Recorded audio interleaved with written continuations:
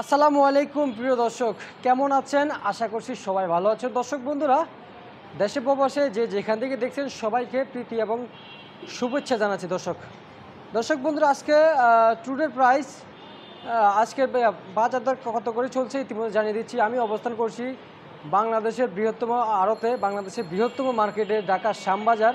এটা কিন্তু অনেক জায়গায় থেকে কিন্তু পরিচিত, বলতে সারা বাংলাদেশে কিন্তু এই শ্যামবাজারটাই কিন্তু পরিচিত।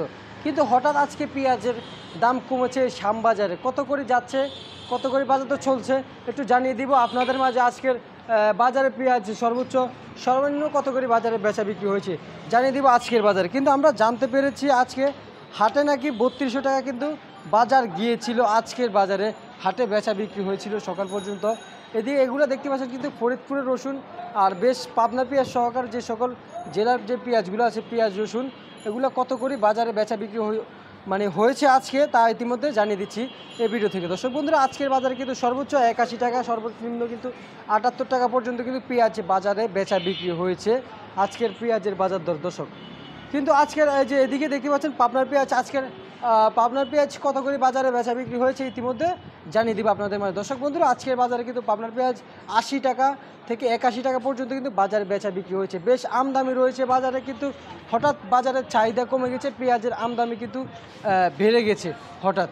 কিন্তু আজকের বাজারে পাবনার পেঁয়াজ ও দেশি পুরো পেঁয়াজের দরদাম জানিয়ে দিচ্ছে। এটা দেখতে পাচ্ছেন কিন্তু এটা কিন্তু রাজবাড়ি পেঁয়াজ। এটা আজকের বাজারে কিন্তু